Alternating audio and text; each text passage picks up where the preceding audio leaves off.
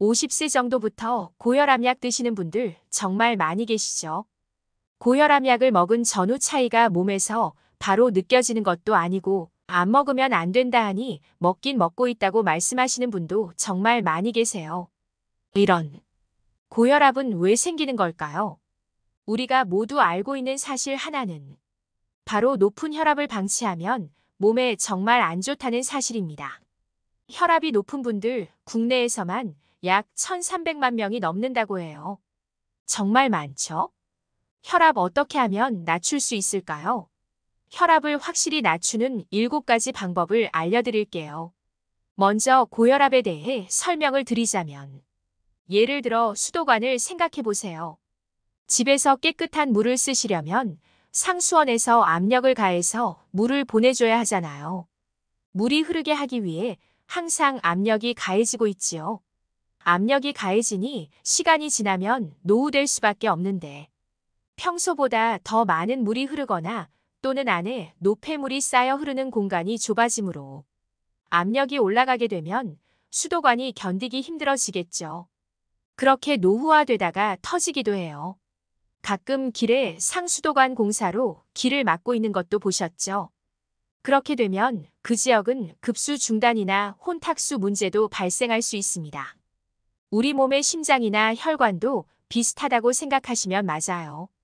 심장에서 피를 온몸으로 보내려고 높은 압력으로 혈액을 밀어내고 있는데 혈관이 딱딱해지거나 혈액량이 증가해서 혈관벽에 가해지는 압력이 높아지면 혈관은 물론 심장에도 무리가 가게 되는 것이에요. 이런 상태를 고혈압이라고 하는 거예요. 노후화된 상수도관을 보수하지 않고 오래 방치하면 문제가 생기는 것처럼 고혈압도 마찬가지로 하나씩 문제가 생겨납니다. 고혈압 합병증으로 대표적인 것은 협심증, 심근경색, 심부전, 뇌졸중 같은 심뇌혈관 질환이에요. 그 외에도 만성 콩팥병, 치매, 골다공증 같은 질환에도 영향을 미칩니다. 이렇게 고혈압은 여러 종류의 질환에 영향을 많이 주고 있어요. 관련하여 세계보건기구에 따르면 고혈압은 전 세계 사망을 포함한 질병 부담의 20%를 차지하는 위험인자이며 전체 위험인자들 중 무려 1위를 차지하는 것으로 나타났다고 해요. 담배, 비만, 운동 부족, 스트레스 이런 것보다 더 위험하다는 이야기예요. 이렇게 위험하고 관리가 중요하기 때문에 많은 전문가들이 혈압 관리의 중요성을 강조하는 것이지요. 이런 생각 한 번은 해보신 적 있으신가요? 나는 혈압이 높아도 아무 불편한 게 없는데 심근경색 뇌졸중이라니 너무 겁주시는 거 아니에요? 네, 맞아요. 고혈압은 증상이 없으니 그런 생각 하시지요. 하지만 고혈압의 별명이 조용한 살인자인 이유가 있지 않을까요? 불편한 게 없으니 바르게 측정하지 않고 측정을 안 하니 혈압이 높다는 사실을 알게 되기까지 늦는 분들이 있지요. 늦게 알게 되어서도 치료를 망설이시는 분들이 많습니다. 앞에서도 말씀드렸지만 혈압이 높은 채로 방치하면 당장 문제가 생기는 게 아니잖아요. 5년, 10년 혈관에 문제가 누적되다가 20년 후에 증상이 발생하게 되는 것이에요. 그때 치료를 시작하면 이미 혈관은 문제가 누적되어 회복이 힘든 상태가 되는 것이죠. 그러니 혈압은 증상이 없어도 정기적으로 혈압기가 보이면 측정해 보시는 게 좋아요. 정말 관리 잘하고 건강 음식을 먹고 또 운동도 하는데 왜 고혈압이 생긴 거죠? 이런 분들도 계시지요. 알고 계셔야 할 것이 그나마 관리를 하셨으니 이제야 고혈압이 나타난 거예요. 만약 관리를 안 하셨으면 어떻게 될지 예상하시겠죠? 고혈압은 어느 정도 유정적인 원인이 있다고 해요. 연구에 따르면 한 30% 정도 기여한다고 하고요. 여러 유전자가 복합적으로 작용하고 생활 식습관도 함께 영향을 주기 때문에 노후화가 진행이 되면 혈압이 올라가는 건 어쩔 수 없는 부분이 있기도 합니다. 우리나라 60대 성인의 고혈압 유병률이 50%이고 70세 이상에서는 65%입니다. 주변에 고혈압약 드시는 분 있으시죠? 생활습관 관리를 잘하면 혈압을 낮출 수 있습니다. 과학적으로 검증된 것들을 알려드릴게요. 첫째, 싱겁게 먹기입니다. 이건 잘 알고 계시죠? 혈액량을 결정하는 게 물이 아니라 소금이거든요. 소금이 물을 끌어들여서 짜게 드시면 혈액량이 많아지고 혈압이 올라갑니다. 싱겁게 드시는 것만으로도 수축기 혈압을 5 정도 낮출 수 있다고 하니 싱겁게 드시는 노력 꼭 해보세요. 간단한 방법이 많이 있어요. 국과 찌개를 드실 때 건더기만 드시고 국물은 안 드시거나 라면 드실 때도 국물은 원래 안 마시는 거라고 생각하시는 거예요. 계란 후라이도 소금 없이 먹으면 의외로 고소함이 더 높아져요. 요즘 단짠단짠하며 외식이 늘고 이런 식사가 염분 섭취가 많을 수밖에 없어요. 단짠 둘 다 좋은 것이 아니니 너무 즐겨 하지는 마세요. 둘째는 건강한 식단을 좋아하는 습관을 갖는 거예요.